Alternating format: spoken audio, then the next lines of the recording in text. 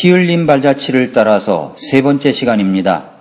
먼저 도표 그림을 다운받아서 컴퓨터에 저장하거나 모바일 폰에 저장하시기 바랍니다. 그리고 그림을 보면서 설명을 들으시면 이해하기가 쉽습니다. 이 도표는 1세기부터 20세기까지의 피 흘린 발자취의 역사를 담은 도표입니다. 빨간 원점은 바른 믿음과 교리를 지켰던 교회를 말합니다. 까만 점은 타협하고 변질된 교회들을 말하고 있습니다. 그런 변질된 교회들이 나중에는 콘스탄틴의 제안에 따라 타협을 하여 교권 정치를 하는 카톨릭을 만들어 국가교회가 되게 하였던 것입니다. 카톨릭은 그리스 카톨릭과 로마 카톨릭으로 나누어지게 됩니다. 맨 밑줄에 있는 몬타니스트, 노베이셔니스트, 도나티스트, 폴리시안, 바프티스트 이런 이름들은 카톨릭과 유대교, 이교도들이 바른 믿음과 교리를 가지고 있는 교회들을 조소하기 위해서 지어준 이름들입니다. 그러니까 바프티스트, 우리 침례교회라는 말은 이 카톨릭에서 조소하기 위해서 지어준 이름이 된 것입니다. 붉은 원점은 거의 전체에 산재되어 있습니다. 아시아, 아프리카, 유럽, 그리고 산간, 벽촌까지 하나하나의 개별적인 교회들입니다. 그것이 피와 같은 붉은색으로 되어 있는 것은 피 흘리며 순교하며 믿음과 교리를 지켰던 것을 나타내고 있는 것입니다. 오늘의 양식 이 시간은 피 흘린 발자취를 따라서 세 번째 시간으로 사도행전 4장 18절부터 20절 말씀을 통해서 AD 30에서 500년의 교회 역사에 대하여 말씀드리겠습니다. 역사적으로 볼 때 예수님으로부터 교회가 처음 시작된 이후로 12사도들과 제자들의 활약으로 말미암아 약 500년까지는 교회를 통해서 복음이 힘차게 전파되었습니다.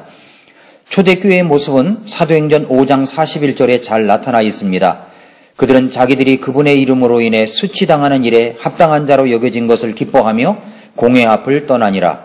그들이 날마다 성전에서와 모든 집에서 예수 그리스도를 가르치고 선포하는 것을 그치지 아니하니라 라고 말씀했습니다.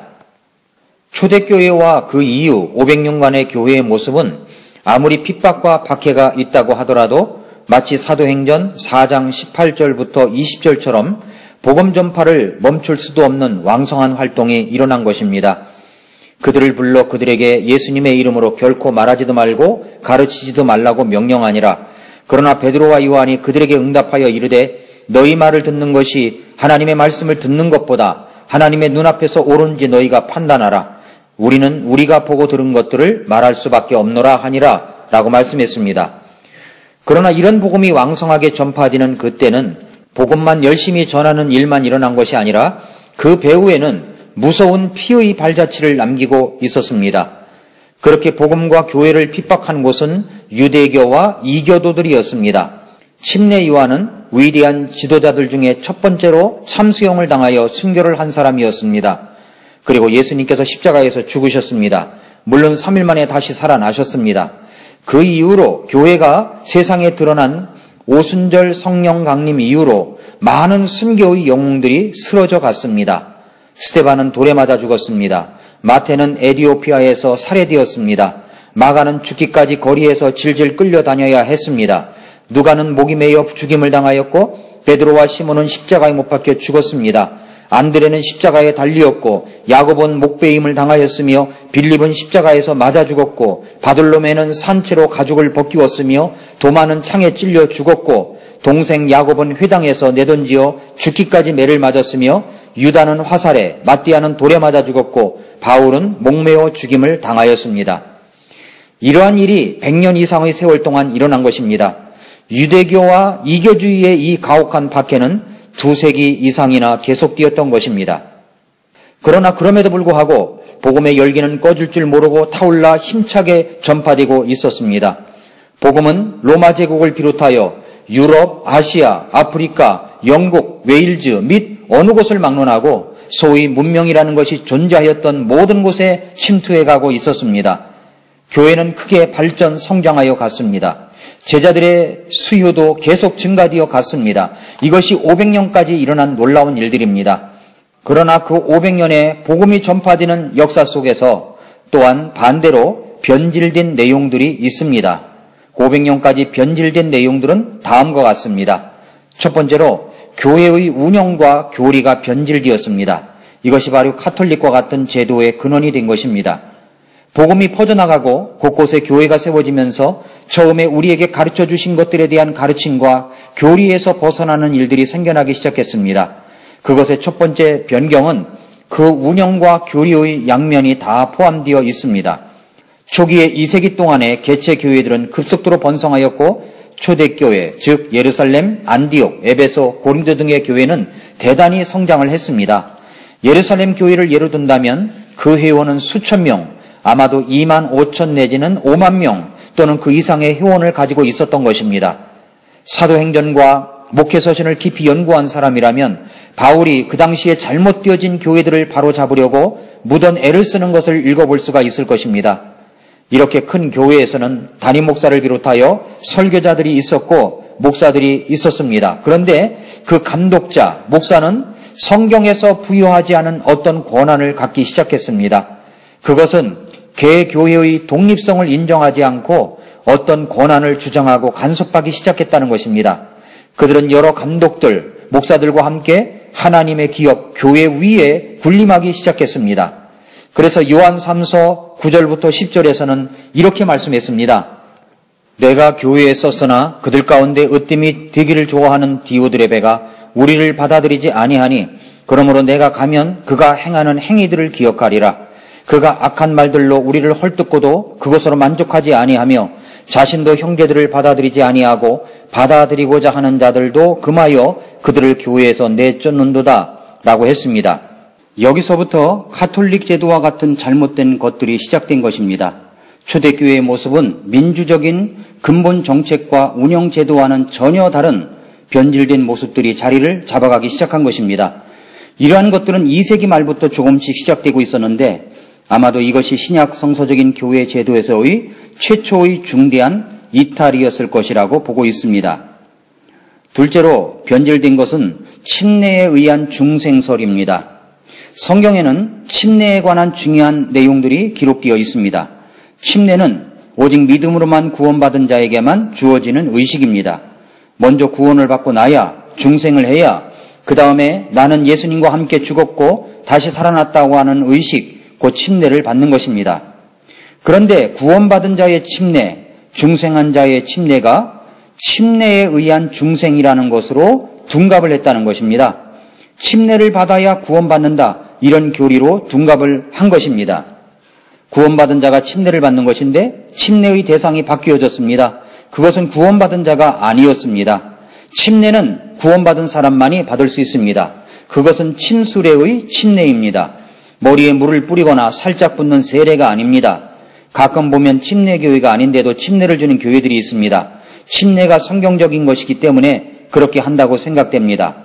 몽골 같은 선교지에서는 여름이면 침례를 주는 선교사들이 있다고 합니다. 침례교 선교사들이 아닌데도 말입니다. 침례가 정확히 성경적인 것입니다.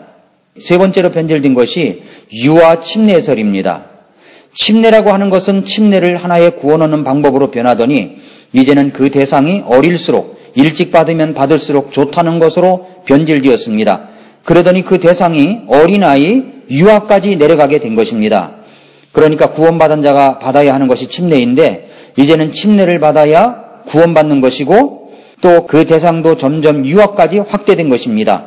아이들도 침례를 받아야 구원받는다고 여긴 것입니다. 그러니까 침례를 받아야 천국 갈 수 있다는 유아 침례설이 나오기 시작한 것입니다. 그렇게 유아 침례를 행해 왔었습니다. 오늘날 유아 세례도 바로 그런 형태인 것입니다. 그런데 수세기 동안 유아 침례가 전해 내려왔습니다.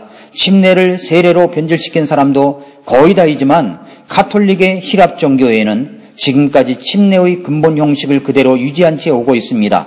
그러나 그들은 유아 침례를 행하고 있습니다.